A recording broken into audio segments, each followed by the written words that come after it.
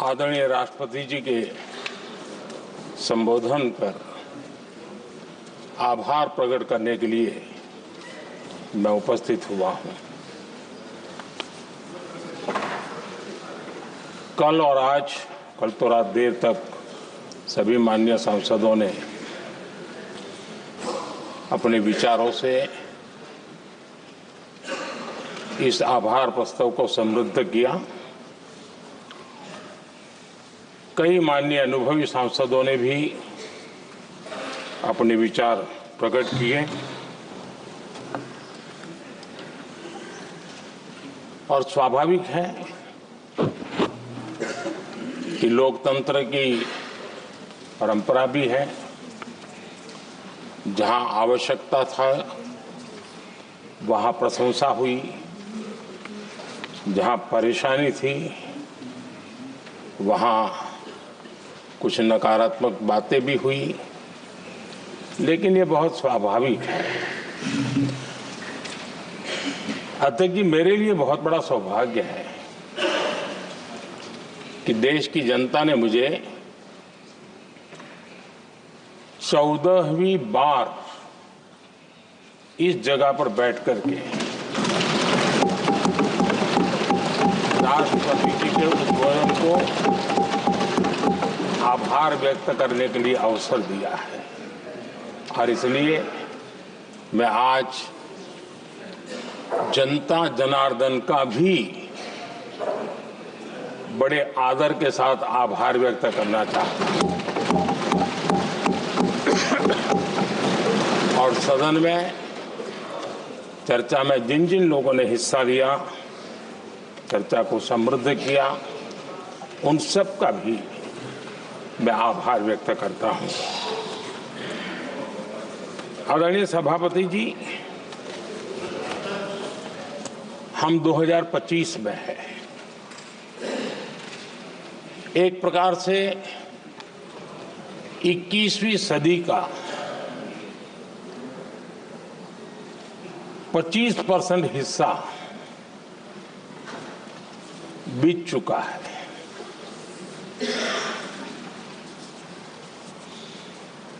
समय तय करेगा 20वीं सदी के आजादी के बाद और 21वीं सदी के प्रथम 25 साल में क्या हुआ, कैसा हुआ।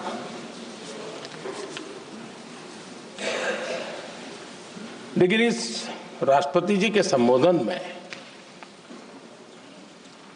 अगर हम बारीकी को अध्ययन करेंगे तो ये साफ नजर आता है कि उन्होंने देश के सामने भविष्य के 25 वर्ष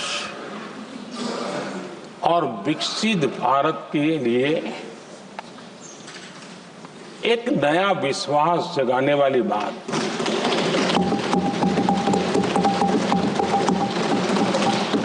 एक प्रकार से आदरणीय राष्ट्रपति जी का ये उद्बोधन विकसित भारत के संकल्प को मजबूती देने वाला है, नया विश्वास पैदा करने वाला है और जन सामान्य को प्रेरित करने वाला है। आदरणीय सभापति जी, सारे अध्ययन बार बार ये कह चुके हैं कि गत 10 वर्ष में देश की जनता ने हमें सेवा करने का मौका दिया। 25 करोड़ देशवासी गरीबी को परास्त करके गरीबी से बाहर निकले।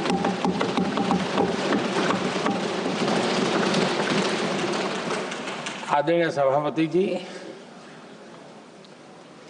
5 दशक तक गरीबी हटाओ के नारे सुने हो और अब 25 करोड़ गरीब गरीबी को परास्त करके बाहर निकले। ऐसे ही नहीं,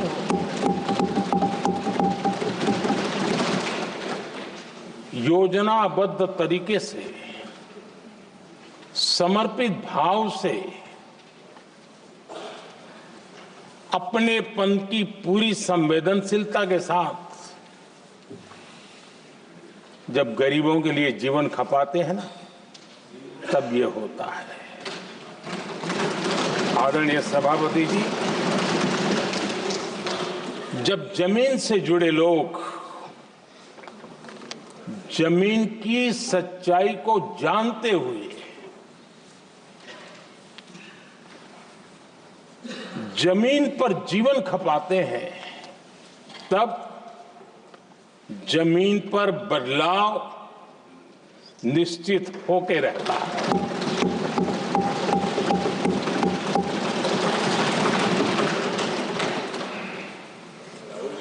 आदरणीय सभापति जी, हमने गरीब को झूठे नारे नहीं, हमने सच्चा विकास दिया।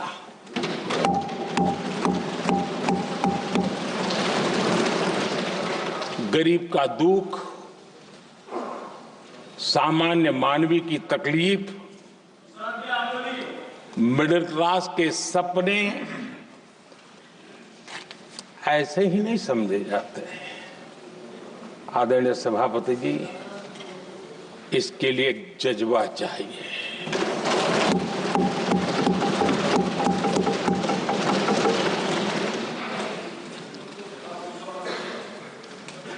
और मुझे दुख के साथ कहना है कि कुछ लोगों में ये है ही नहीं।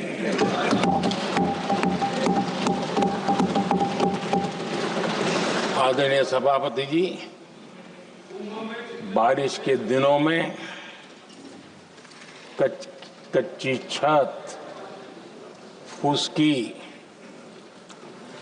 प्लास्टिक की चादर वाली छत, उससे नीचे जीवन गुजारना कितना मुश्किल होता है। पल पल सपने रौंद दिए जाते हैं, ऐसे पल होते हैं,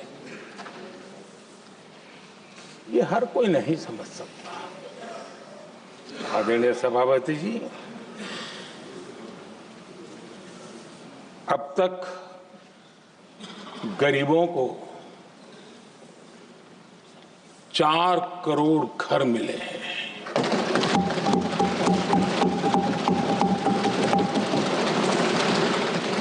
जिसने उस जिंदगी को जिया है ना, उसे समझ होती है कि पक्की छत वाला घर मिलने का मतलब क्या होगा। आदरणीय सभापति जी, एक महिला जब खुले में शौच जाने के लिए मजबूर हो जाती है, वो या तो सूर्योदय के पहले या सूर्यास्त के बाद, कठिनाइयों के झेलने के बाद इस छोटा सा अपना नित्य कर्म करने के लिए निकल सकती है। तब उसे क्या तकलीफ होती थी, ऐसे लोग समझ नहीं सकते। आदरणीय सभापति जी, हमने 12 करोड़ से ज्यादा शौचालय बनाकर बहनों बेटियों की मुश्किलें दूर की।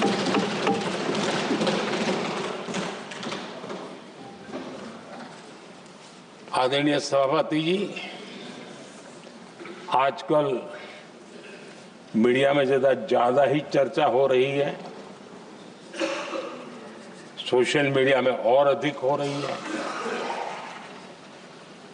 कुछ नेताओं का फोकस घरों में जकूजी पर, स्टाइलिश शावर्स पर, लेकिन हमारा फोकस तो हर घर जल पहुंचाने पर है।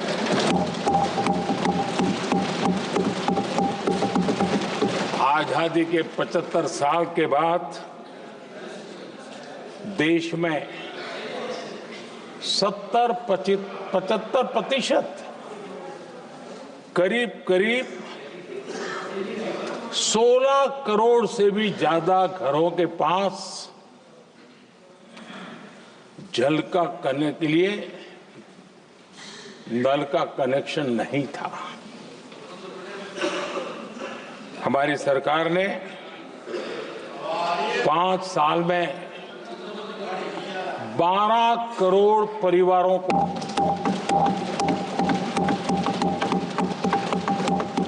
घरों में नल से जल देने का काम किया है और काम तेजी से आगे भी बढ़ रहा है। आदरणीय सभापति जी, हमने गरीबों के लिए इतना काम किया और इसके कारण आदरणीय राष्ट्रपति जी ने अपने अभिभाषण में इसका विस्तार से वर्णन किया है। जो लोग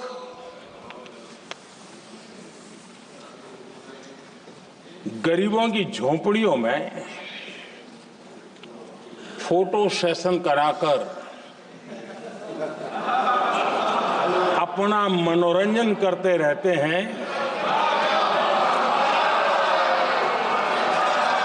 उन्हें संसद में गरीबों की बात बोरिंग ही लगेगी।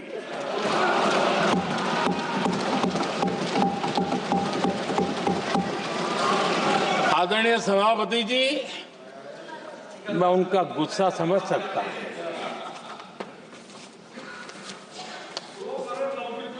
आदरणीय सभापति जी,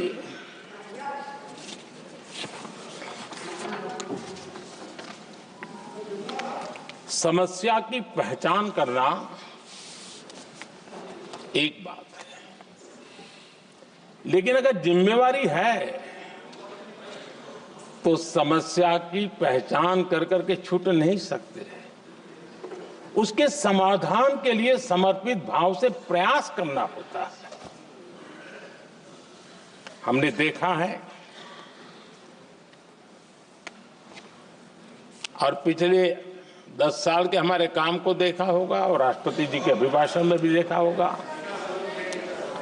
हमारा प्रयास समस्या की समाधान का रहता है और हम समर्पित भाव से प्रयास करते हैं। आदरणीय सभापति जी, हमारे देश में एक प्रधानमंत्री हुआ करते थे।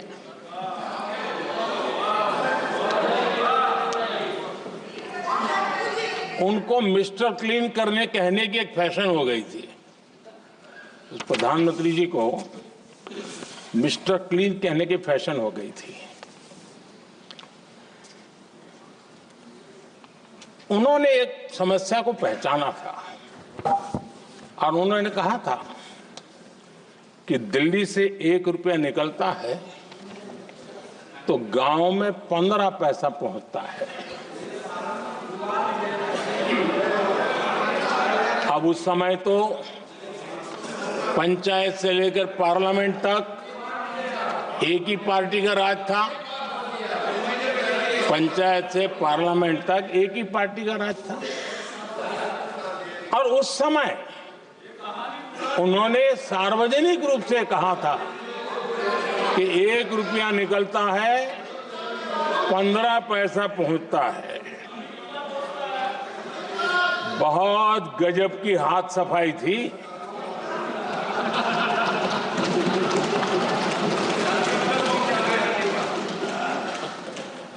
पंद्रह पैसा किसके पास जाता था, ये देश का सामान्य मानवी भी आसानी से समझ सकता है।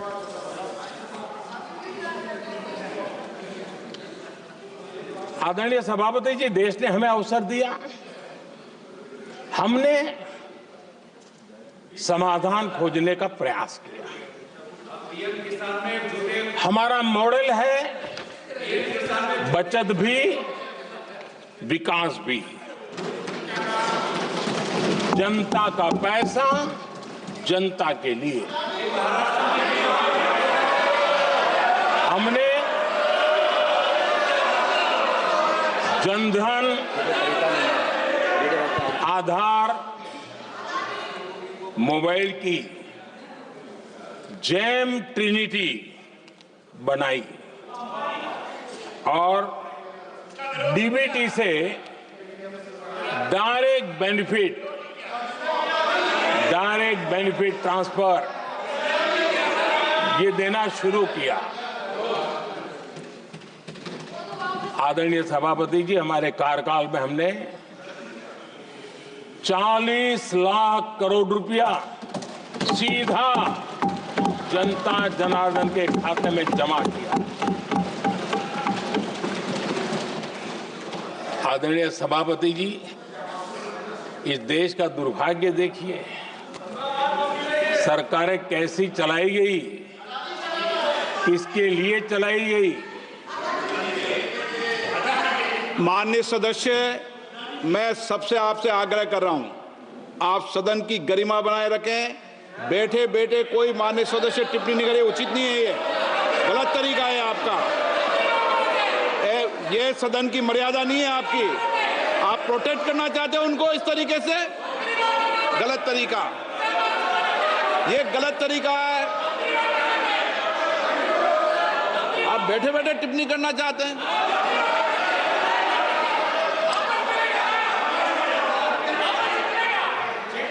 आदरणीय सभापति जी,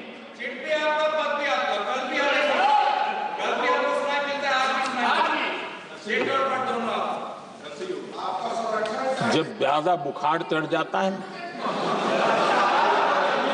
तब लोग कुछ भी बोलते हैं, लेकिन इसके साथ साथ ज्यादा हताशा, निराशा फैल जाती है, तब भी बहुत कुछ बोलते हैं। आदरणीय सभापति जी, जिनका जन्म नहीं हुआ था, जो भारत की इस धरती पर अवतरित नहीं हुए थे, ऐसे 10 करोड़ फर्जी लोग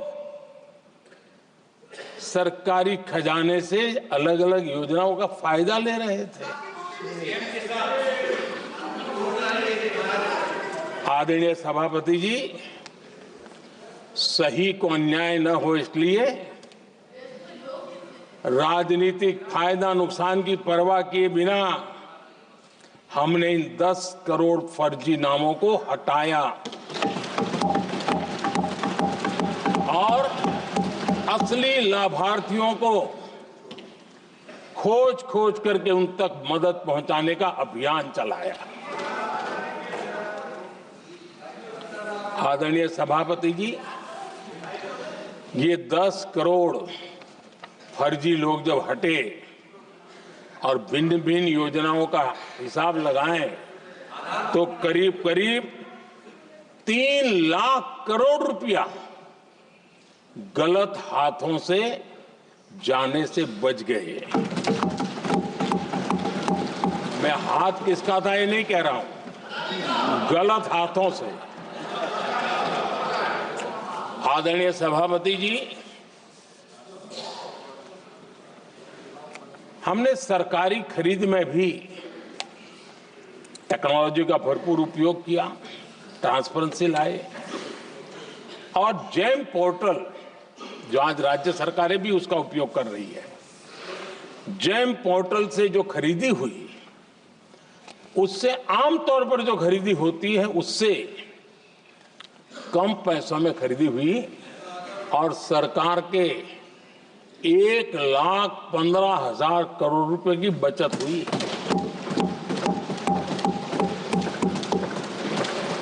आदरणीय सभापति जी, हमारी स्वच्छता अभियान का बहुत मजाक उड़ाया गया, ऐसा जैसे हमने कोई पाप कर दिया, कोई गलती कर दी, न जाने क्या क्या कहा जाता था।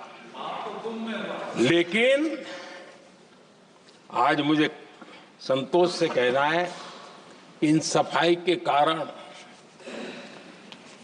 हाल के वर्षों में सिर्फ सरकारी दफ्तरों से जो कबाड़ बेचा गया ना, उसमें 2300 करोड़ रुपया सरकार को मिले हैं। महात्मा गांधी ट्रस्टीशिप के सिद्धांत की बात करते थे। वो कहते थे कि हम ट्रस्टी हैं, ये संपत्ति जनता जनार्दन की है और इसलिए हम पाई पाई को एक ट्रस्टीशिप के सिद्धांत के आधार पर बचाने की और सही जगह पर उपयोग करने का प्रयास करते हैं। और तब जाकर के स्वच्छता अभियान से कबाड़ बेचकर 2300 करोड़ रुपया देश की सरकार के खजाने में आ रहा है।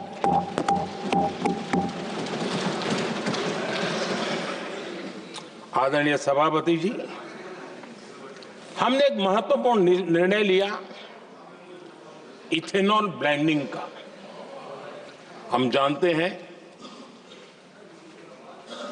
हम एनर्जी इंडिपेंडेंट नहीं है, हमें बाहर से लाना पड़ता है। जब इथेनॉल ब्लेंडिंग किया और हमारे पेट्रोल डीजल की आय कम हुई, उस एक निर्णय से 1 लाख करोड़ रुपए का फर्क पड़ा है। और ये पैसे करीब करीब 1 लाख करोड़ रुपया किसानों की जेब में गया है। आदरणीय सभापति जी, मैं बचत की तो बात कर रहा हूं, लेकिन पहले अखबारों की हेडलाइन हुआ करती थी, इतने लाख के घोटाले, इतने लाख के घोटाले, इतने लाख के घोटाले। 10 साल हो गए, ये घोटाले न कर करके, घोटाले न होने से भी देश के लाखों करोड़ रुपए बचे हैं जो जनता जनार्दन की सेवा में लगे हैं। आदरणीय सभापति जी, हमने ये जो अलग अलग कदम उठाए, उससे लाखों करोड़ रुपए की बचत हुई, लेकिन उन पैसों का उपयोग हमने शीश महल बनाने के लिए नहीं किया।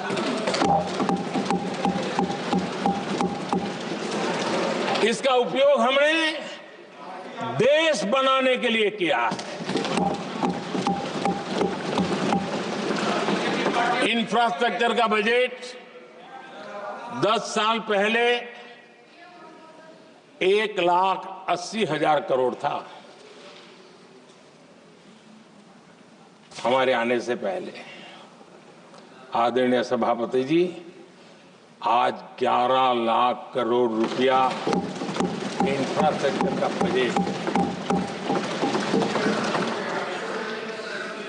और इसलिए राष्ट्रपति जी ने भारत की नींव कैसी मजबूत हो रही है, इसका वर्णन इसमें किया है। रोड हो, हाईवे हो, रेलवे हो, ग्राम सड़क हो, इन सभी कामों के लिए विकास की एक मजबूत नींव रखी गई है। आदरणीय सभापति जी, सरकारी खजाने में बचत हुई वो तो एक बात है, और वो करना भी चाहिए, जैसा मैंने ट्रस्टीशिप की बात कही। लेकिन हमने इस बात पर भी ध्यान रखा है कि जन सामान्य के उनको भी बचत का लाभ मिलना चाहिए। योजनाएं ऐसी हो ताकि जनता को भी बचत हो। और आपने देखा होगा, आयुष्मान भारत योजना बीमारी के कारण सामान्य मानवी को जो खर्च होता था, अब तक जिन लोगों ने इसका बेनिफिट लिया है, उसी के हिसाब से मैं कहता हूं कि करीब करीब देशवासियों का आयुष्मान योजना का बेनिफिट लेते के कारण जो खर्चा उनको अपने जेब से करना पड़ता, वैसे 1,20,000 करोड़ रुपया जनता जनार्दन के बचे हैं।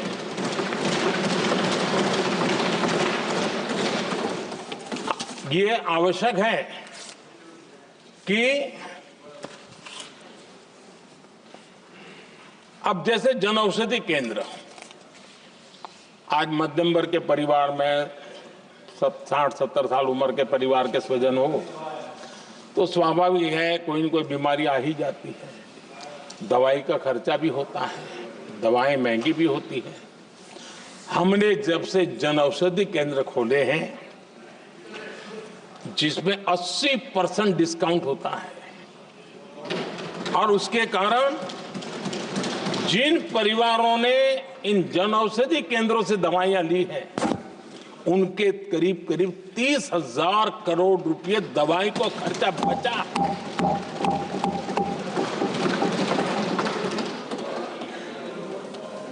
आदरणीय अध्यक्ष जी, यूनिसेफ का भी अनुमान है, उनका कहना है कि जिसके घर में स्वच्छता और टॉयलेट बना, उन्होंने इसका बड़ा सर्वे किया था, उस परिवार को करीब करीब साल भर में 70,000 रुपए की बचत है। स्वच्छता अभियान कहो, टॉयलेट बनाने का काम कहो, शुद्ध जल पहुंचाने का काम करो, कितना बड़ा फायदा हमारे सामान्य परिवार को हो रहा है। आदरणीय अध्यक्ष जी, नल से जल, मैंने प्रारंभ में उसका उल्लेख किया। WHO की एक रिपोर्ट आई है। WHO का कहना है कि नल से जल शुद्ध पानी मिलने के कारण उन परिवारों में जो अन्य बीमारियों के खर्चे होते थे, औसत 40,000 रुपया परिवार का बचा है।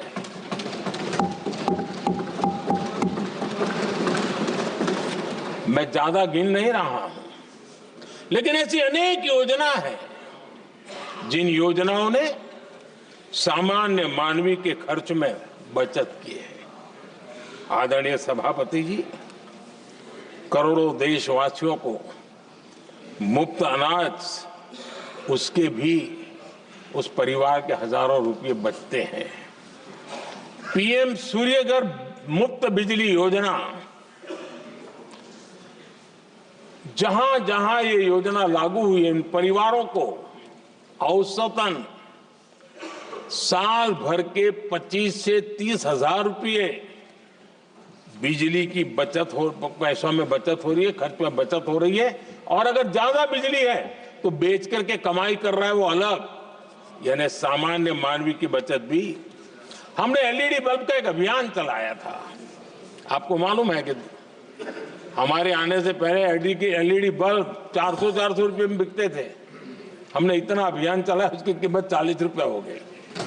और LED बल्ब के कारण बिजली की भी बचत हुई और उजाला भी ज्यादा मिला, और उसमें देशवासियों के करीब 20,000 करोड़ रुपए बचे हैं।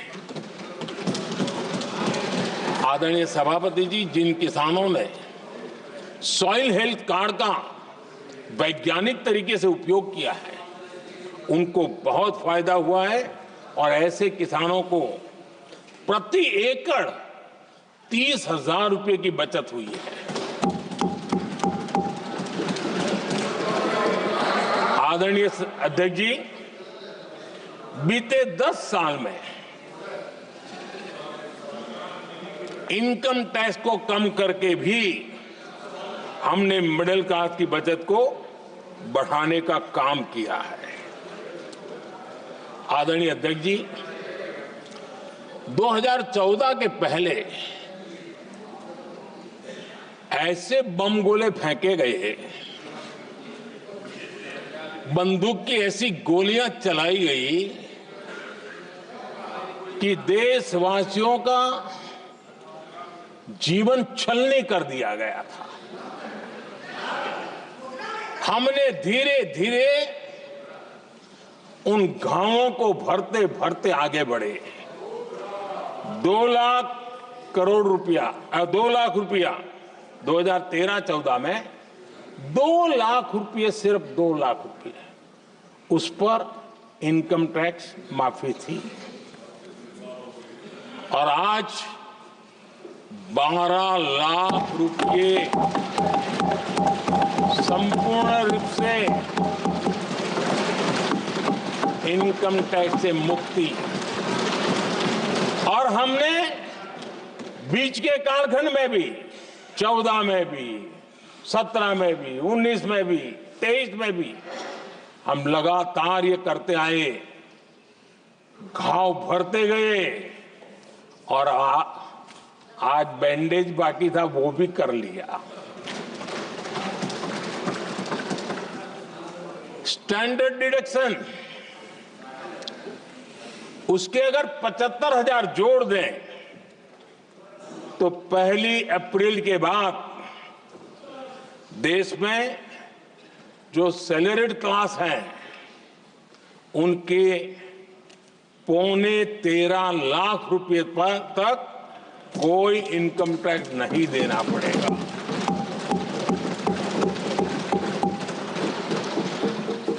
आदरणीय सभापति जी, आप जिस समय युवा मोर्चा में काम करते थे तब एक बात आप सुनते होंगे, पढ़ते भी होंगे। एक प्रधानमंत्री आए दिन 21वीं सदी बोला करते थे। एक प्रकार से रट गया था, तकिया कलाम जैसा हो गया था, तो बोलते थे 21वीं सदी। जब इतनी बार बोला जाता था तो उस समय टाइम्स ऑफ इंडिया में आर.के. लक्ष्मण ने एक बड़ा शानदार कार्टून बनाया था। वो कार्टून बड़ा इंटरेस्टिंग था। उस कार्टून में एक हवाई जहाज है, एक पायलट है। अब उन्होंने पायलट क्यों पसंद किया वो तो मुझे मालूम नहीं। कुछ पैसेंजर बैठे थे और हवाई जहाज एक ठेले पे रखा हुआ था और मजदूर ठेले को धक्का मार रहे थे और 21वीं सदी लिखा हुआ था। वो कार्टून उस समय तो मजाक लग रहा था, लेकिन आगे चल करके वो सच सिद्ध हो गया। आदरणीय अध्यक्ष जी, ये कटाक्ष था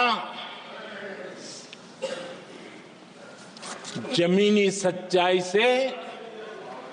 तब के प्रधानमंत्री कितने कटे उठे थे और हवाई बातों में लगे हुए थे, इसका वो जीता जागता प्रदर्शन करने वाला कार्टून है।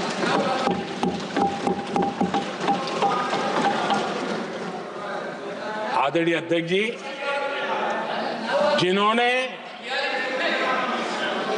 तब 21वीं सदी की बातें की थी, वो 20वीं सदी की जरूरतों को भी पूरा कर नहीं पाए थे। आदरणीय अध्यक्ष जी, आज जब मैं देखता हूं पिछले 10 साल से सारी बीतों को बारीकी से देखने का अवसर मिला है तो मुझे बड़ा दर्द होता है। हम 40-50 साल लेट हैं, जो काम 40-50 साल पहले हो जाने चाहिए थे। और इसलिए ये साल जब 2014 से देश की जनता ने हमको सेवा का अवसर दिया, हमने ज्यादा से ज्यादा युवाओं पर फोकस किया। हमें युवाओं की आकांक्षाओं पर बल दिया। हमने युवाओं के लिए ज्यादा अवसर बनाए। हमने कई क्षेत्रों को खोल दिया और जिसके कारण हम देख रहे हैं देश के युवा अपने सामर्थ्य का परचम लहरा रहे हैं। देश में हमने स्पेस सेक्टर को खोल दिया, डिफेंस सेक्टर को खोला, सेमीकंडक्टर मिशन लेकर के आए,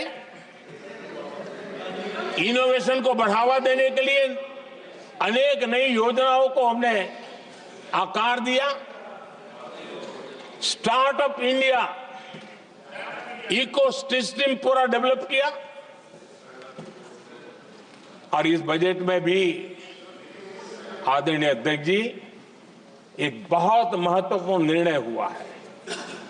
12 लाख की आय पर इनकम टैक्स की माफी, ये समाचार इतना बड़ा बन गया कि बहुत सी महत्वपूर्ण चीजों पर अभी भी कुछ लोगों का ध्यान नहीं गया है। वो महत्वपूर्ण निर्णय हुआ है, हमने न्यूक्लियर एनर्जी सेक्टर को ओपन कर दिया और इसके दूरगामी सकारात्मक प्रभाव और परिणाम देश को देखने के लिए मिलने वाले हैं। आदरणीय अध्यक्ष जी,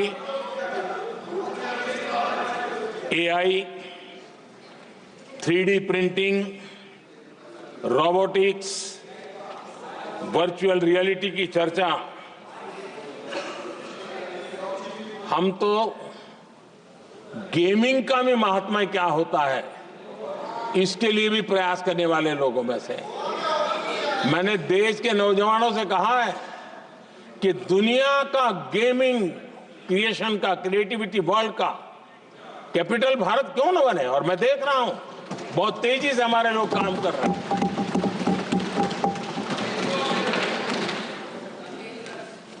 कुछ लोगों को अब जब एआई की बात होती है, कुछ लोगों को अब ये शब्द फैशन में है तो बोला जाता है, लेकिन मेरे लिए सिंगल एआई नहीं है, डबल एआई।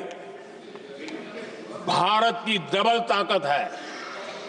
एक एआई आर्टिफिशियल इंटेलिजेंस, दूसरा एआई एस्पिरेशनल इंडिया।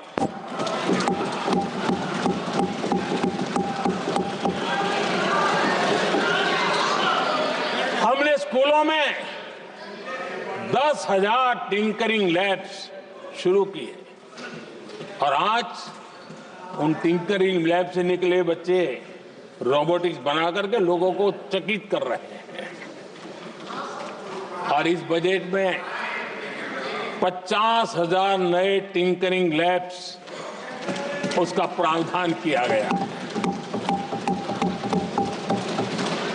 भारत वो देश है जिसके इंडिया एआई मिशन को लेकर के पूरी दुनिया बहुत आशावादी है और विश्व के एआई प्लेटफॉर्म में भारत की मौजूदगी एक महत्वपूर्ण स्थान प्राप्त कर चुकी है। आदरणीय अध्यक्ष जी, इस साल बजट में हमने डीप टेक के डोमेन को में इन्वेस्टमेंट की बात की है और डीप टेक मैं समझता हूं हमारे लिए तेज गति से आगे बढ़ने के लिए और 21वीं सदी पूरी तरह टेक्नोलॉजी ड्रिवन सेंचुरी है। ऐसे में हमारे लिए आवश्यक है कि भारत डीप टेक के क्षेत्र में बहुत तेजी से आगे बढ़े। आदरणीय अध्यक्ष जी, हम लगातार युवा भविष्य को ध्यान में रखते हुए काम कर रहे हैं, लेकिन कुछ दल हैं जो लगातार युवाओं के साथ धोखा कर रहे हैं, उन्हें धोखा दे रहे हैं। ये दल चुनाव के दरमियान ये भत्ता देंगे, वो भत्ता देंगे, वादा तो करते हैं लेकिन पूरा नहीं करते हैं। ये दल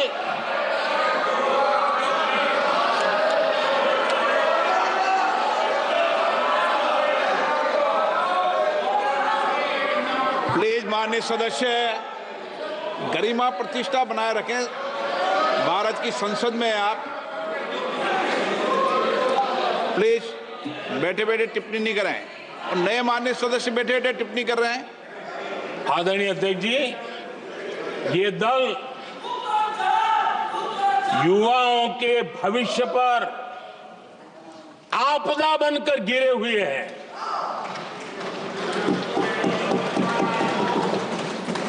आदरणीय अध्यक्ष जी, हम कैसे काम करते हैं ये हरियाणा में अभी अभी देश ने देखा है। बिना खर्ची, बिना पर्ची नौकरी देने का वादा किया था, सरकार बनते ही नौकरी मिल गई नौजवानों को। हम जो कहते हैं उसी का परिणाम है। आदरणीय अध्यक्ष जी, हरियाणा में तीसरी बार भव्य विजय और हरियाणा में के इतिहास में तीसरी बार विजय, ये अपने आप में ऐतिहासिक घटना है। आदरणीय अध्यक्ष जी, महाराष्ट्र में भी ऐतिहासिक परिणाम, जनता जनार्दन के आशीर्वाद। महाराष्ट्र के इतिहास में सत्ता पक्ष के पास इतनी सीटें पहली बार, ये जनता जनार्दन के आशीर्वाद से हम करके आए हैं।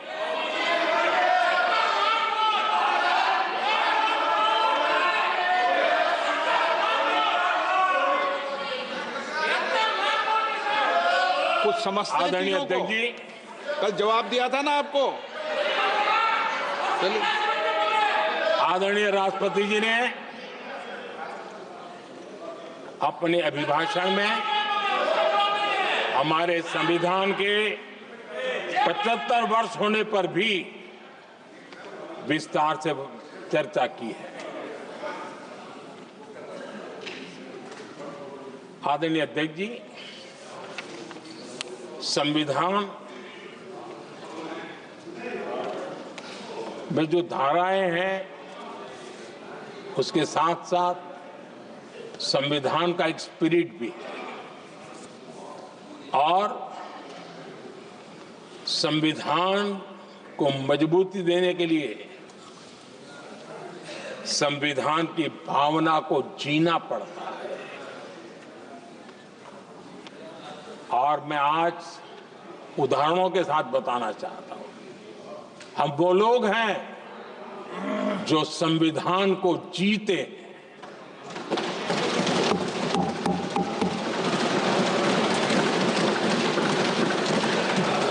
आदरणीय अध्यक्ष महोदय, हमारे यहां ये बात सही है, परंपरा है कि राष्ट्रपति जी जब उद्बोधन करते हैं तो उस सरकार के उस साल के कार्यकाल का ब्यौरा देते हैं। उसी प्रकार से राज्यों में गवर्नर का जो उद्बोधन होता है सदन में, वो उस राज्य के कार्यकलापों का ब्यौरा देते हैं। संविधान और लोकतंत्र का स्पिरिट क्या होता है? जब गुजरात के 50 वर्ष हुए, गोल्डन जुबली ईयर मना रहे थे, और सद्भाग्य से मुझे उस समय मुख्यमंत्री के रूप में सेवारत था मैं, तो हमने एक महत्वपूर्ण निर्णय किया। हमने किया इस गोल्डन जुबली ईयर में पिछले 50 वर्ष में सदन में जितने भी गवर्नर के भाषण हुए, मतलब उस समय की सरकारों का ही वाहवाही उसमें होती है, हमने कहा कि उन 50 साल में जितने भी गवर्नर के भाषण हुए हैं सबको ही एक पुस्तक के रूप में तैयार किया जाए, ग्रंथ बनाया जाए, और आज सभी लाइब्रेरीज में वो ग्रंथ अवेलेबल है। मैं तो बीजेपी वाला था, गुजरात में तो ज्यादातर कांग्रेस की सरकारें रही थी, उन सरकारों के गवर्नर के भाषण थे, लेकिन उसको भी प्रसिद्ध कराने का काम भाजपा से बना एक मुख्यमंत्री कर रहा था। क्यों? हम संविधान को जीना जानते हैं, हम संविधान को समर्पित है, हम संविधान के स्पिरिट को समझते हैं। आदरणीय अध्यक्ष जी, आप जानते हैं 2014 में जब हम आए तब मान्य विपक्ष नहीं था, रिकॉग्नाइज्ड अपोजिशन पार्टी नहीं थी, उतने अंक भी लेकर के कोई नहीं आए थे। भारत के अनेक कानून ऐसे थे कि हमें पूरी स्वतंत्रता थी उस कानून के हिसाब से काम करने की। अनेक कमेटियां ऐसी थी जिसमें लिखा था लीडर्स ऑफ अपोजिशन उसमें आएंगे, लेकिन अपोजिशन था ही नहीं, रिकॉग्नाइज अपोजिशन नहीं था। ये हमारा संविधान जीने का स्वभाव था, ये हमारा संविधान का स्पिरिट था, ये हमारी लोकतंत्र की मर्यादाओं का पालन करने का इरादा था। हमने तय किया कि भले मान्य विपक्ष नहीं होगा, रिकॉग्नाइज अपोजिशन नहीं होगा, लेकिन जो सबसे बड़े दल का सब नेता है उसको मीटिंगों में बुलाएंगे। ये लोकतंत्र का स्पिरिट होता है, तब होता है।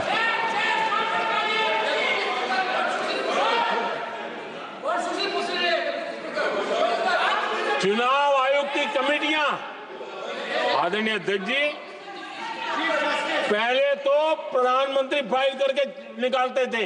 ये हम हैं जिसने अपोजिशन के लीडर को भी उस कमेटी में बिठाया है।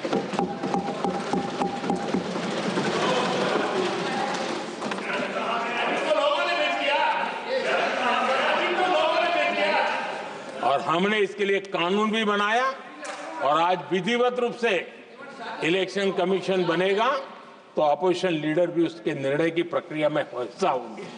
ये काम हम करते हैं और ये मैंने पहले ही कहा, हम इसलिए करते हैं कि हम संविधान को जीते हैं। आदरणीय अध्यक्ष जी, दिल्ली में आपको कई स्थान ऐसे मिलेंगे जहां कुछ परिवारों ने अपने म्यूजियम बना करके रखे हुए हैं।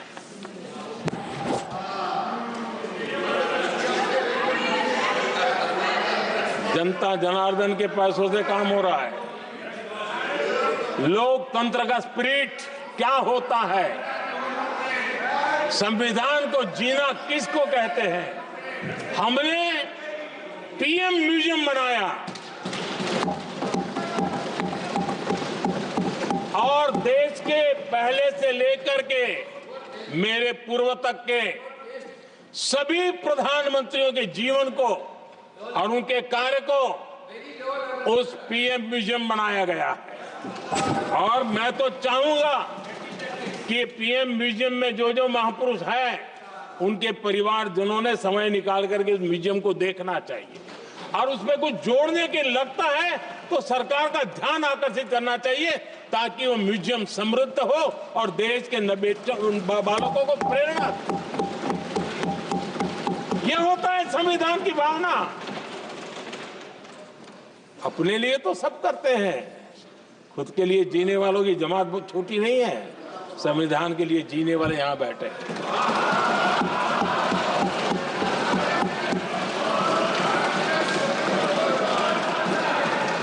आदरणीय अध्यक्ष जी,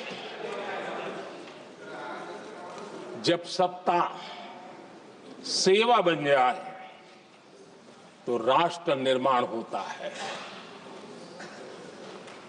जब सत्ता को विरासत बना दिया जाए तब लोकतंत्र खत्म हो जाता है।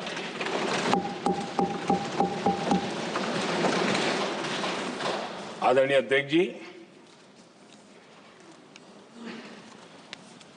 हम संविधान की भावना को लेकर के चलते हैं। हम जहर की राजनीति नहीं करते हैं।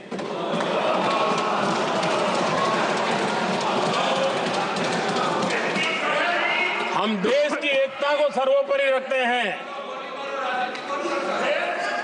और इसलिए सरदार वल्लभ भाई पटेल का दुनिया का सबसे ऊंचा स्टैच्यू बनाते हैं और स्टैच्यू ऑफ यूनिटी देश को जोड़ने का जिस महापुरुष ने काम किया उसका हम स्मरण करते हैं। और वो भाजपा के नहीं थे, वो जनसंघ के नहीं थे। हम संविधान को जीते हैं, इसलिए इस सोच से आगे बढ़ते हैं।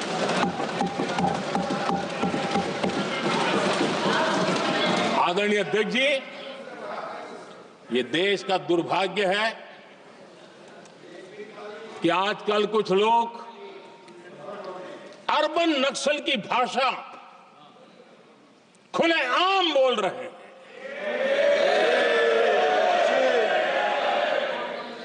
और अर्बन नक्सल जिन बातों को बोलते हैं,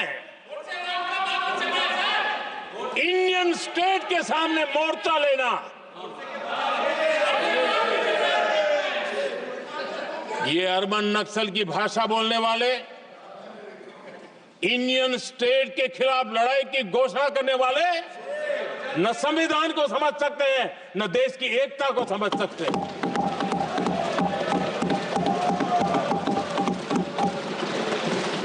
आदरणीय अध्यक्ष जी, 7 दशक तक जम्मू एंड कश्मीर और लद्दाख उसे संविधान के अधिकारों से वंचित रखा गया।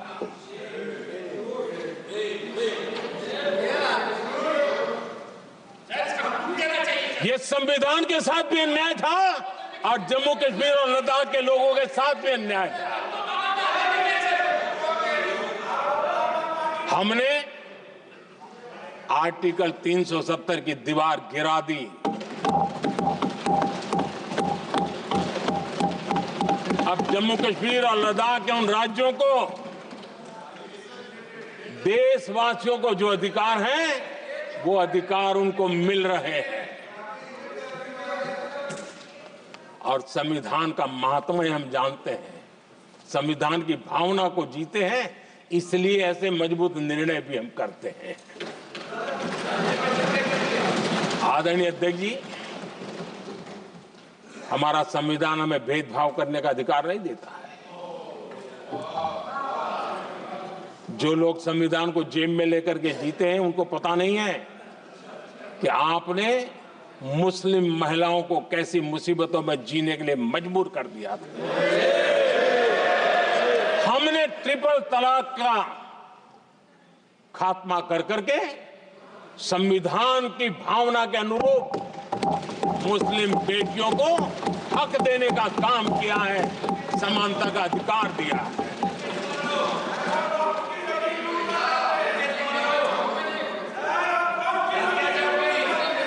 जब भी देश में एनडीए की सरकार रही है, हमने एक लंबे विजन के साथ काम किया है। पता नहीं देश को बांटने के लिए किस किस प्रकार की भाषाओं का प्रयोग किया जा रहा है। हताशा, निराशा पता नहीं उनको कहां तक ले जाएगी, लेकिन हमारी सोच कैसी है, एनडीए के साथी मिलकर के किस दिशा में सोचते हैं।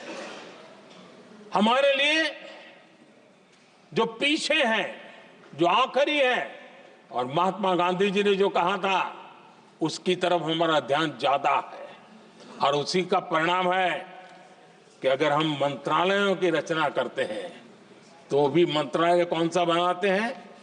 पूर्वोत्तर के लिए अलग मंत्रालय बनाते हैं।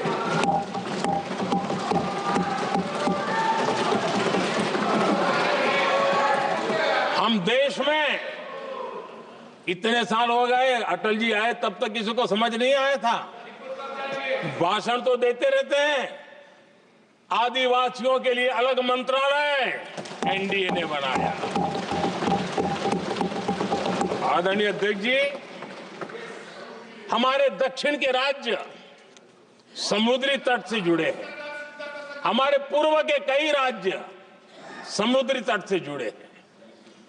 वहां के समाज में फिशरीज का काम और फिशरमैन की संख्या बहुत बड़ी तादाद में है। उनका भी ख्याल रखना चाहिए। और जमीन के भीतर के छोटे पानी के जो इलाके रहते हैं वहां भी फिशरमैन के रूप में काम करने वाले समाज के आखिरी तबके के लोग हैं। ये हमारी सरकार है जिन्हें फिशरीज के लिए अलग मंत्रालय बनाया।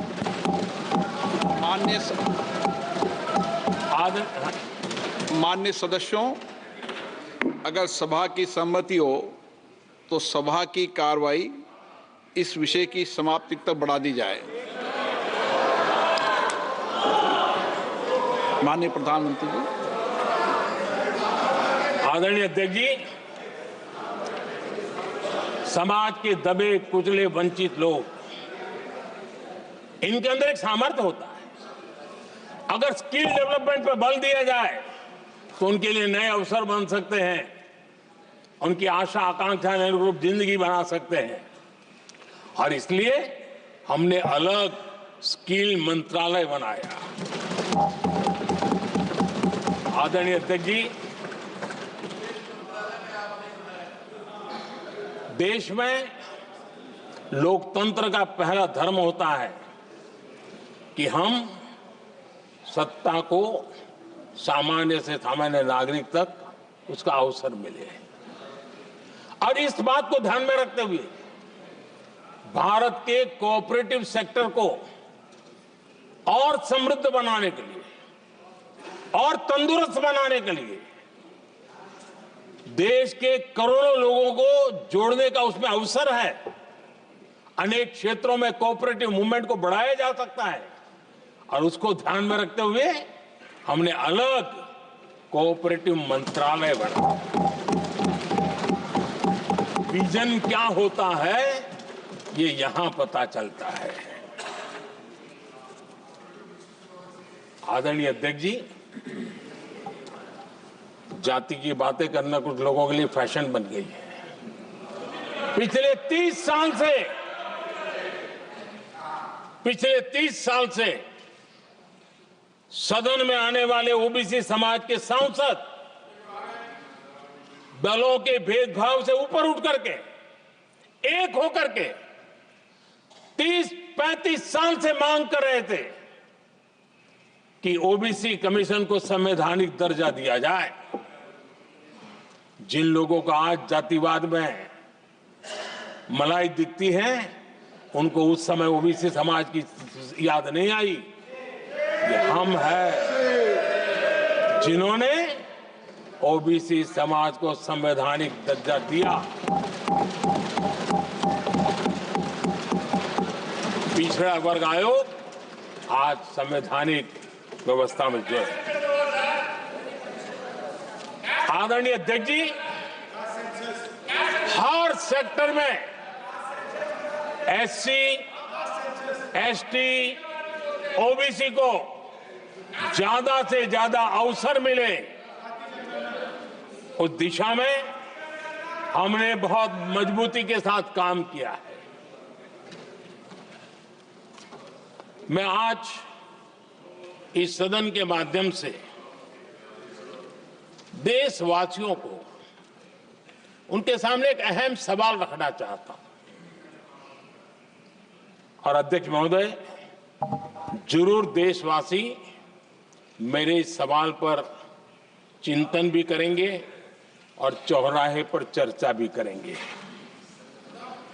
कोई मुझे बताएं, क्या एक ही समय में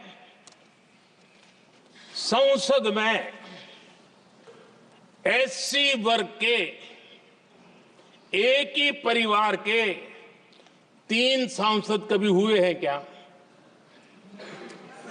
एससी वर्ग के एक ही परिवार के 3 सांसद कभी भी हुए क्या?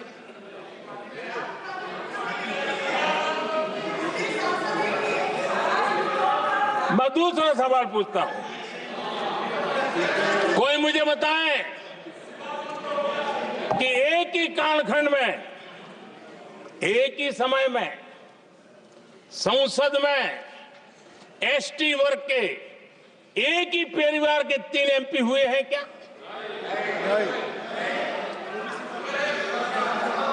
आदरणीय अध्यक्ष जी, कुछ लोगों की वाणी और व्यवहार में कितना फर्क होता है, मेरे एक सवाल के जवाब में मिलता।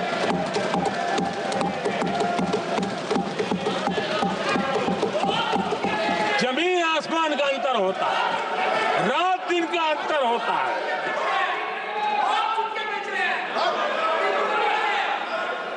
आदरणीय अध्यक्ष जी, हम SC ST समाज को कैसे सशक्त कर रहे हैं? आदरणीय अध्यक्ष जी, समाज में तनाव पैदा किए बिना एकता की भावना को बरकरार रखते हुए समाज के वंचितों का कल्याण कैसे किया जाता है, इसका मैं एक उदाहरण देता हूं।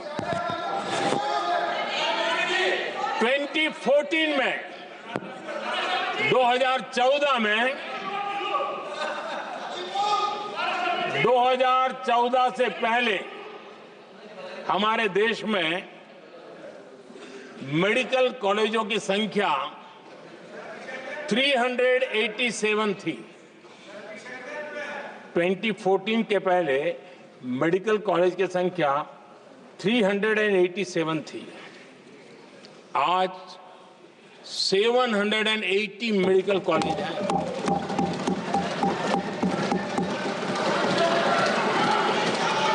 अब मेडिकल कॉलेज बड़े हैं तो सीटें भी बड़ी हैं। ये बहुत महत्वपूर्ण एंगल है आदरणीय अध्यक्ष जी, और इसलिए कॉलेजें बड़ी हैं, सीटें भी बड़ी हैं।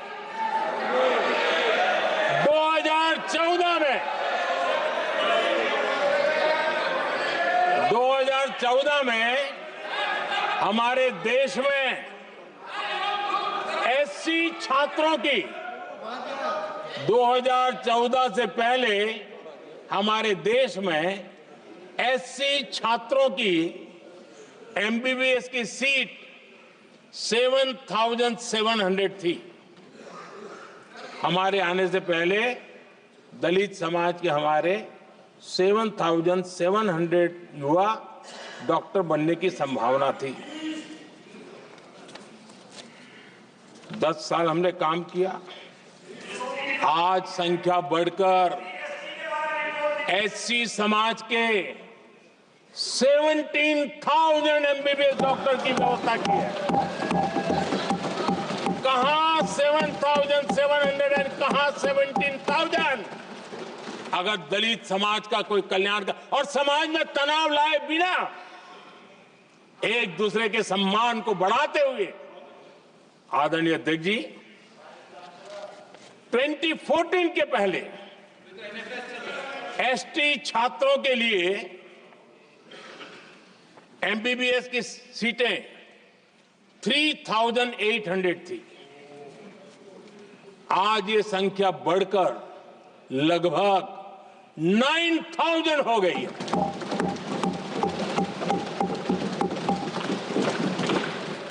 ट्वेंटी 2014 के पहले OBC के छात्रों के लिए MBBS में 14,000 से भी कम, 14,000 से भी कम सीटें थी। आज इनकी संख्या लगभग 32,000 हो गई है। OBC समाज के 32,000 MBBS डॉक्टर बनेंगे। आदरणीय अध्यक्ष महोदय, पिछले 10 साल में हर सप्ताह एक नई यूनिवर्सिटी बनी है।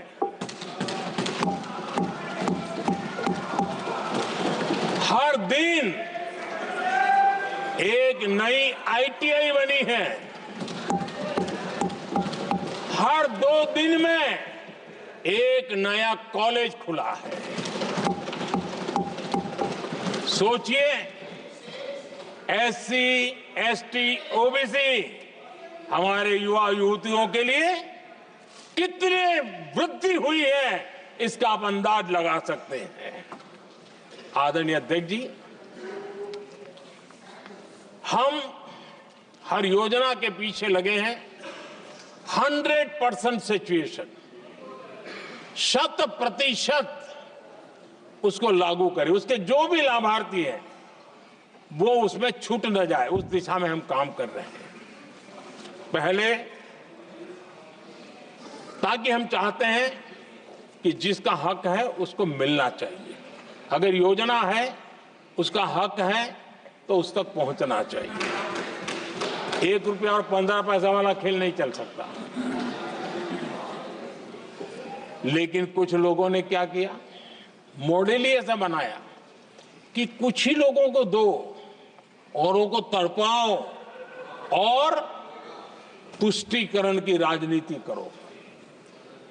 देश विकसित भारत बनाने के लिए तुष्टीकरण से मुक्ति पानी होगी। हमने रास्ता चुना है संतुष्टीकरण, तुष्टीकरण नहीं, संतुष्टीकरण। और उस रास्ते पर हम चले हैं। हर समाज, हर वर्ग के लोगों को बिना भेदभाव के जो उसके हक का है वो उसको मिलना चाहिए। ये है संतुष्टीकरण।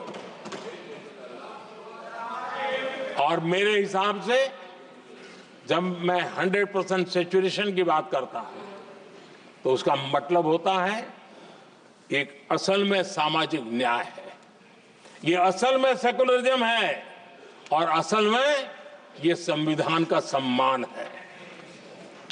आदरणीय अध्यक्ष जी,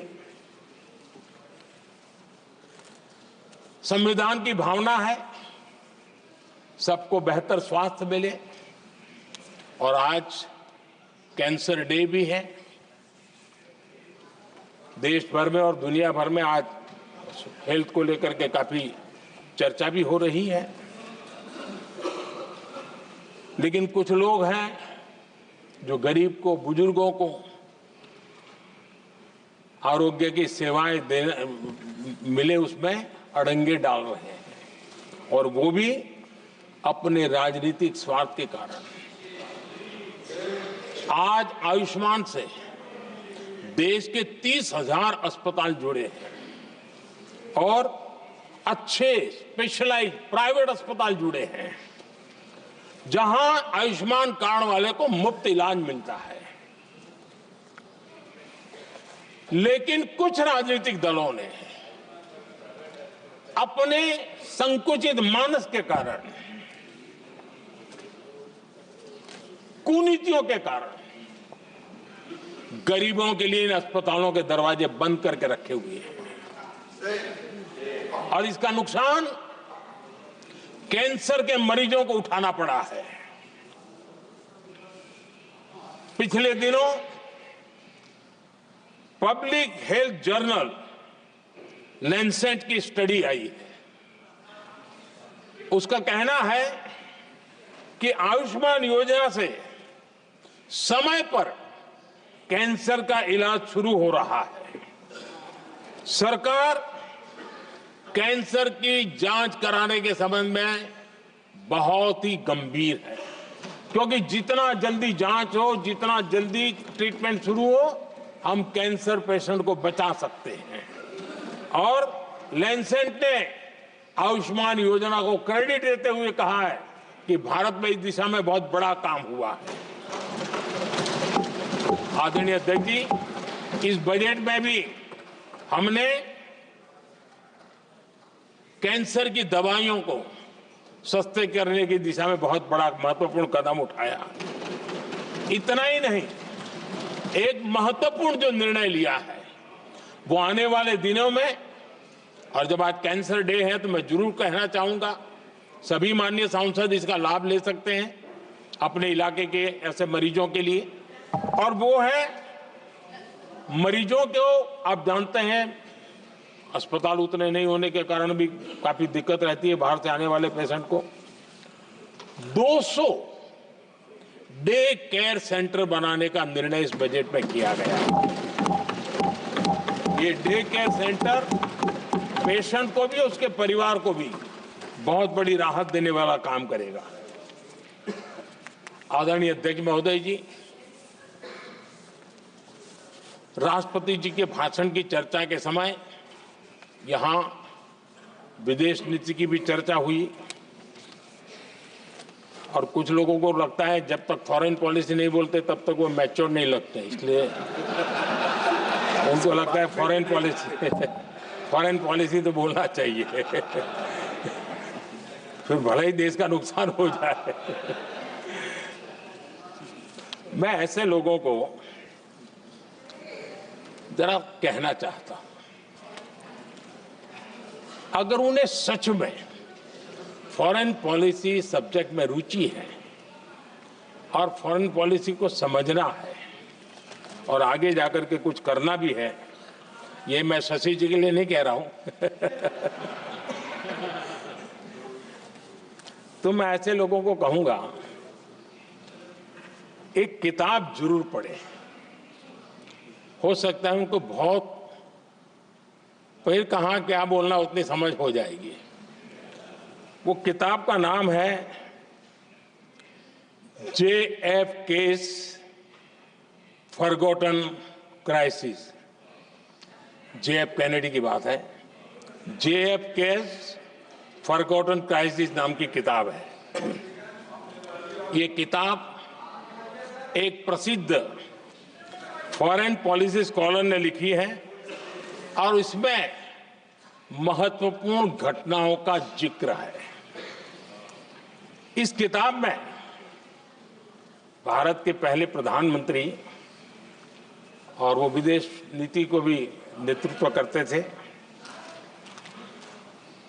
इस किताब में पंडित नेहरू और अमेरिका के तब के राष्ट्रपति जॉन एफ कैनेडी के बीच हुई चर्चाओं और निर्णयों का भी विस्तार से वर्णन है।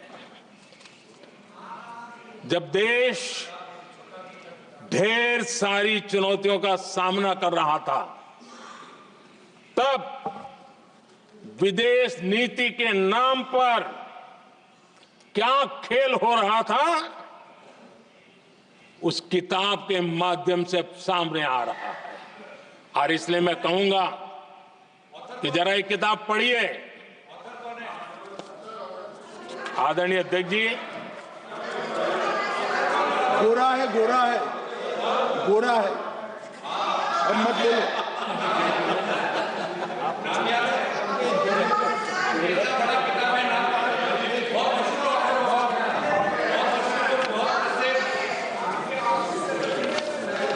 आदरणीय अध्यक्ष जी, राष्ट्रपति जी के अभिभाषण के बाद एक महिला राष्ट्रपति जी एक गरीब परिवार की बेटी, उनका सम्मान न कर सके, आपकी मर्जी, लेकिन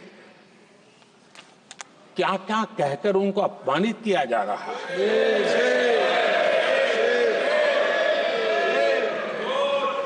मैं राजनीति हताशा निराशा समझ सकता हूं, लेकिन एक राष्ट्रपति के खिलाफ क्या कारण है? क्या कारण है?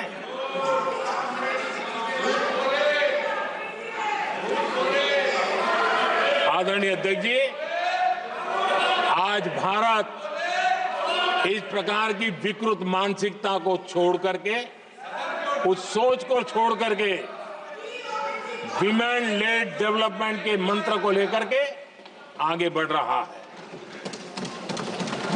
अगर आधी आबादी उसको अगर पूरा अवसर मिले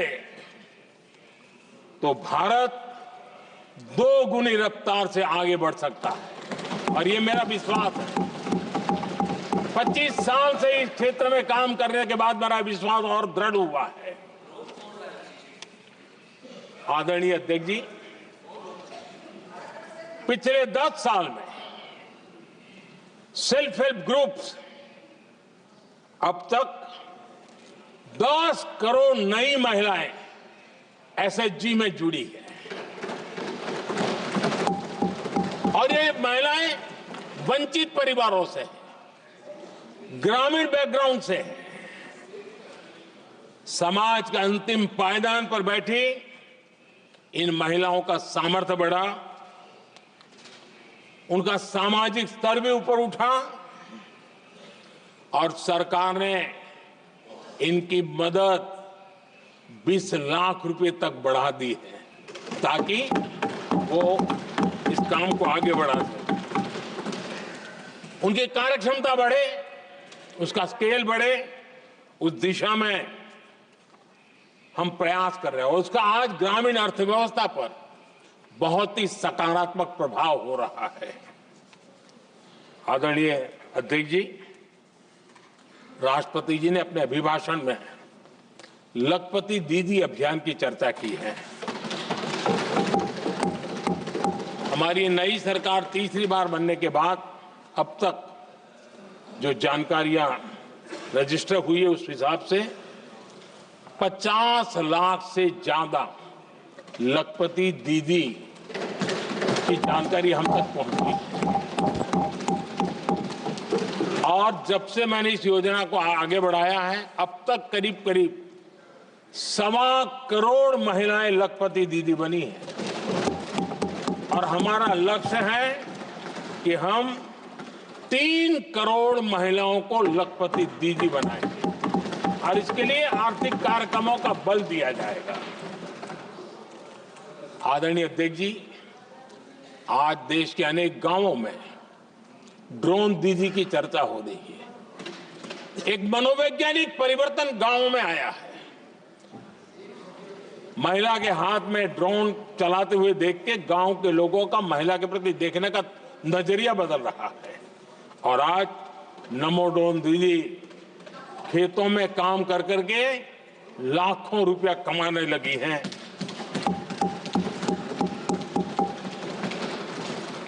मुद्रा योजना भी नारी शक्ति के लिए उसके सशक्तिकरण की बहुत बड़ी भूमिका अदा कर रहा है। करोड़ों महिलाएं पहली बार मुद्रा योजना लेकर के उद्योग के अंदर अपने कदम रखे हैं और उद्योगपति की भूमिका में आई है।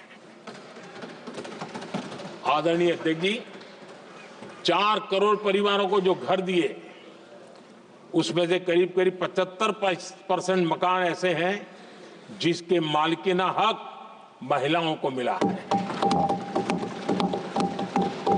आदरणीय अध्यक्ष जी, ये बदलाव 21वीं सदी के सशक्त भारत की नींव रख रहा है। आदरणीय अध्यक्ष जी, विकसित भारत का लक्ष्य ग्रामीण अर्थव्यवस्था उसको सशक्त बिना किए बिना हम विकसित भारत का निर्माण नहीं कर सकते और इसलिए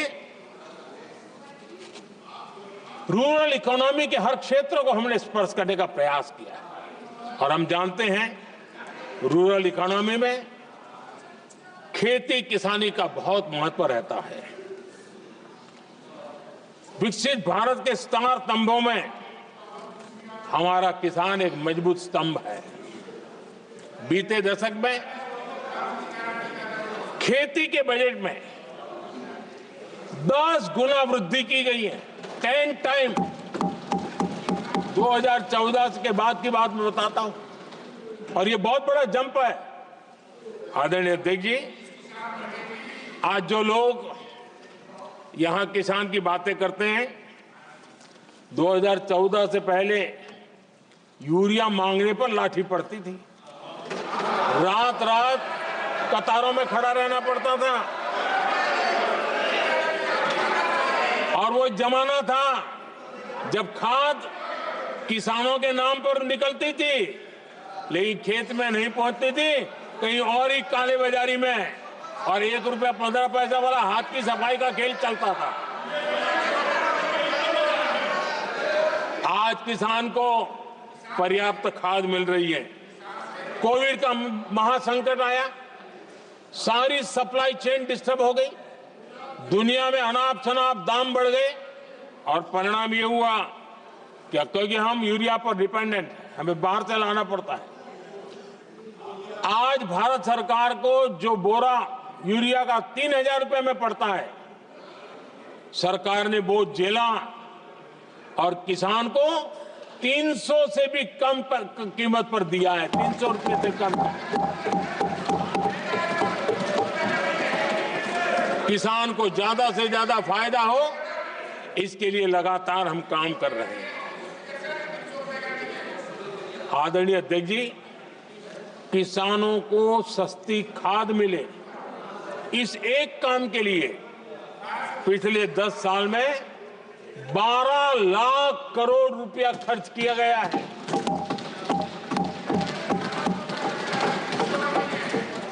पीएम किसान सम्मान निधि, उसे करीब 3.5 लाख करोड़ रुपए डायरेक्ट किसान के खाते में पहुंचे हैं। हमने रिकॉर्ड एमएसपी भी बढ़ाया और पहले की तुलना में बीते दशक में 3 गुना अधिक हमने खरीदी की है।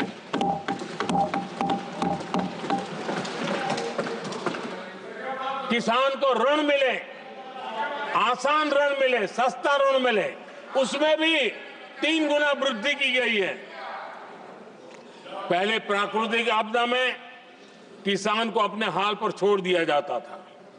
हमारे सेवा काल के दौरान पीएम फसल बीमा के तहत 2 लाख करोड़ रुपए किसानों को मिले हैं। आदरणीय अध्यक्ष महोदय, सिंचाई के लिए बीते दशक में अभूतपूर्व कदम उठा गए हैं और जो लोग संविधान की बातें करते हैं उनको ज्यादा ज्ञान नहीं है, ये भी दुर्भाग्य है।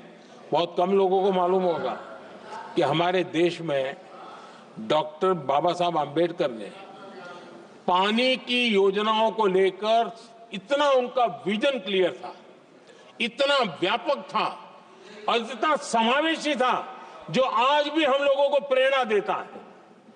और 100 से बड़ी सिंचाई परियोजनाओं जो दशकों से लटकी हुई थी, हमने उसको पूरा करने का अभियान चलाया ताकि किसानों के खेत में पानी पहुंचे। बाबा साहब का विजन था नदियों को जोड़ने का। नदियों जोड़ने की वकालत बाबा साहब आम्बेडकर ने की थी, लेकिन सालों तक, दशकों दशक बीत गए, कुछ नहीं हुआ। आज हमने केन बेतवा लिंक प्रोजेक्ट और पार्वती काली सिंह चंबल लिंक प्रोजेक्ट पर काम शुरू कर दिया। और मैं तो गुजरात में कई नदियों को इस प्रकार से जोड़ करके नदियों को जिंदा करने का काम करने का मेरा सफल अनुभव भी रहा है। आदरणीय अध्यक्ष महोदय, हर देशवासी का इस सपना होना चाहिए, हम सबका सपना होना चाहिए कि दुनिया के हर डाइनिंग टेबल पर made in India food packet क्यों न हो। आज मुझे खुशी होती है जब भारत की चाय, इसके साथ साथ अब हमारी कॉफी भी दुनिया में अपनी महक फैला रही है, बाजारों में धूम मचा रही है। इवन हमारा टर्मरिक कोविड के बाद सबसे ज्यादा मांग बढ़ी है। आदरणीय अध्यक्ष जी, आप जरूर देखेंगे आने वाले समय में हमारा प्रोसेस सी फूड, और जिसको लेकर कुछ लोगों को पता नहीं कब क्यों दर्द हुआ, बिहार का मखाना दुनिया में पहुंचने वाला है।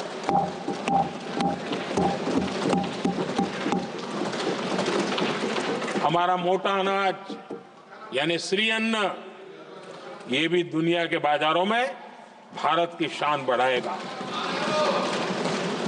आदरणीय अध्यक्ष महोदय, विकसित भारत के लिए फ्यूचर रेडी शहर वो भी बहुत जरूरी है। हमारा देश बहुत तेजी से अर्बनाइजेशन की ओर बढ़ रहा है और इसे चुनौती और संकट नहीं मानना चाहिए, इसे अवसर मानना चाहिए और हमने उस दिशा में काम आगे करना चाहिए। इंफ्रास्ट्रक्चर का विस्तार अवसरों का प्रसार होता है।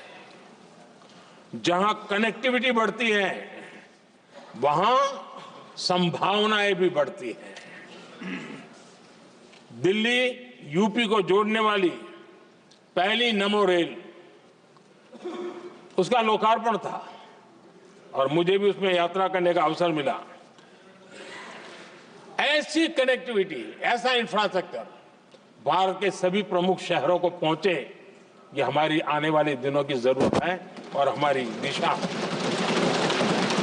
आदरणीय अध्यक्ष जी, 10 साल में दिल्ली का नेटवर्क डबल हुआ और आज टियर 2, टियर 3 सिटी में भी मेट्रो नेटवर्क पहुंच रहा है। आज हम सभी गर्व कर सकते हैं, आज भारत का मेट्रो नेटवर्क 1000 किलोमीटर पार कर गया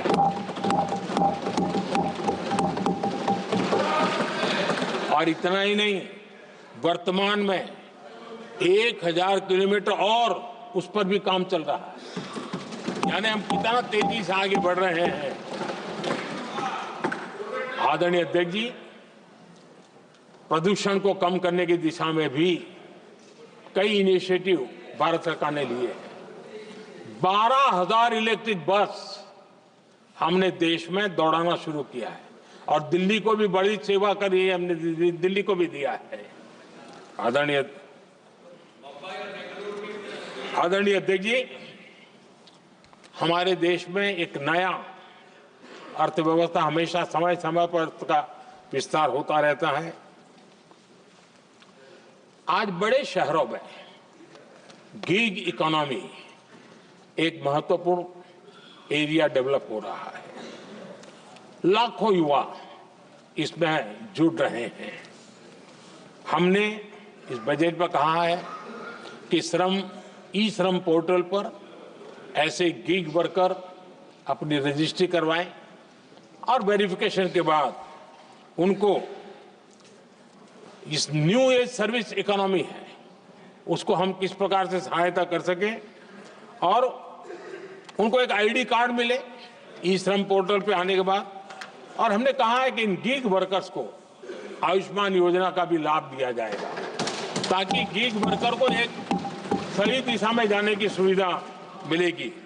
और एक अनुमान है कि आज देश में करीब करीब 1 करोड़ गिग वर्कर है और उस दिशा में भी हम काम कर रहे हैं। आदरणीय अध्यक्ष महोदय, एमएसएमई सेक्टर बहुत बड़ी मात्रा में जॉब के अवसर लेकर आता है और ये ऐसा क्षेत्र है कि जिसमें रोजगार की अपार संभावनाएं हैं। ये छोटे उद्योग आत्मनिर्भर भारत के प्रतीक है।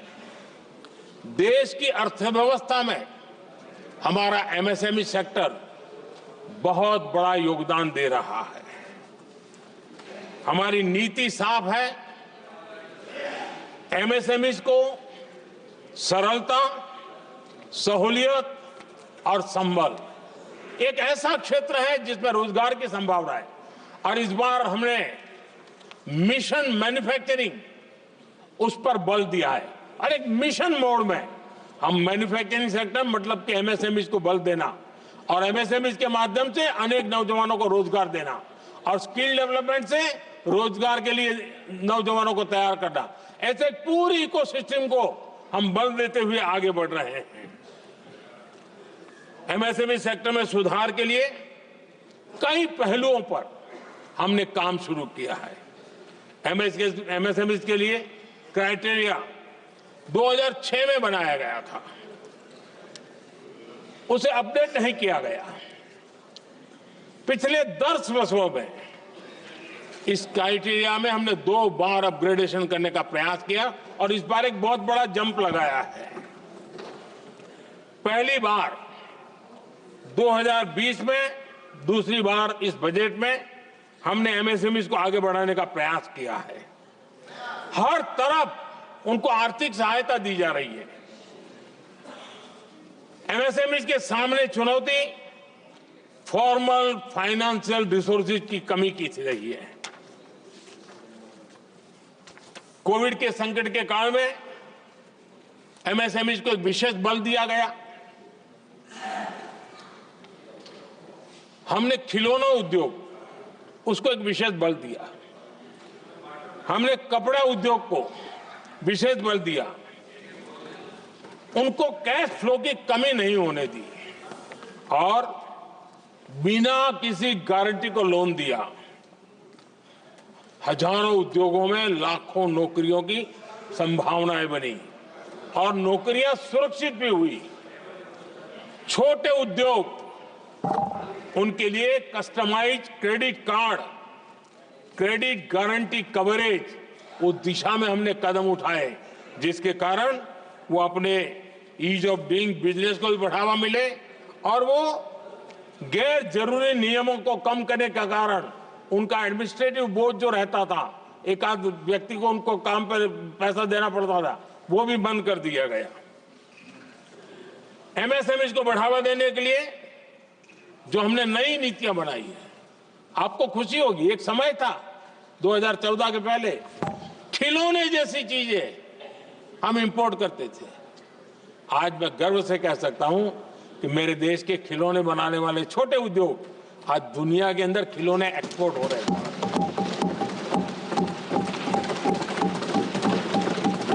और आयात में बहुत बड़ी गिरावट आई है। निर्यात में करीब 239% वृद्धि हुई है। एमएसएमई के जरिए संचालित ऐसे कई सेक्टर्स हैं जो दुनिया भर में अपनी पहचान बना रहे हैं। मेड इन इंडिया कपड़े, इलेक्ट्रॉनिक्स, इलेक्ट्रिकल गुड्स के सामान आज दूसरे देशों के जीवन का हिस्सा बन रहा है। आदरणीय अध्यक्ष जी, विकसित भारत के सपने को पूरा करने के लिए देश आगे बढ़ रहा है और बड़े आत्मविश्वास के साथ आगे बढ़ रहा है। विकसित भारत का सपना ये कोई सरकारी सपना नहीं होता है, वो 140 करोड़ देशवासियों का सपना है और इस सपने को हम सब ने जितनी ऊर्जा दे सकते हैं देने का प्रयास करना है। और दुनिया में उदाहरण है, 20-25 साल के कालखंड में दुनिया के कई देश विकसित बनकर के दिखाया है। तो भारत के पास तो सामर्थ्य अपार है। हमारे पास डेमोग्राफी है, डेमोक्रेसी है, डिमांड है, हम क्यों नहीं कर सकते? इस विश्वास के साथ हमें आगे बढ़ना है और हम भी 2047 जब देश आजाद होगा, तब आजादी के 100 साल होंगे जब, तब हम विकसित भारत बन के रहेंगे। ये सपने लेकर के चलना चाहिए। और आदरणीय अध्यक्ष जी, मैं विश्वास से कहता हूं हमें और बड़े लक्ष्य पार करने और हम करके रहेंगे। और माननीय अध्यक्ष जी, ये तो अभी हमारी तीसरी ही टर्म है।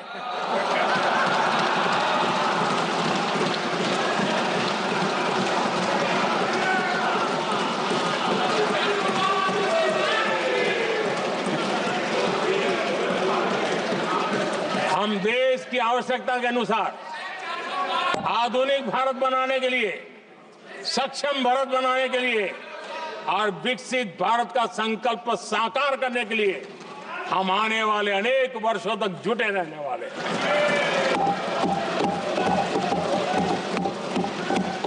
आदरणीय अध्यक्ष जी, मैं सभी दलों से आग्रह करता हूं, सभी नेताओं से आग्रह करता हूं, देशवासियों से आग्रह करता हूं, अपनी अपनी राजनीतिक विचारधाराएं होंगी, अपने अपने राजनीतिक कार्यक्रम होंगे, लेकिन देश से बड़ा कुछ नहीं हो सकता है। हम सब के लिए देश सर्वोपरि है और हम मिलकर के विकसित भारत के सपने को, अपना 140 करोड़ देशवासियों का सपना भी अपना सपना, इस सपने को लेकर के चल पड़े। देश विकसित होगा, हमारे बाद की जो पीढ़ियां होगी वो कहेगी कि 2025 में एक संसद ऐसी थी जहां बैठा हुआ हर सांसद विकसित भारत के सपने के लिए पूरा करने के लिए काम कर रहा था।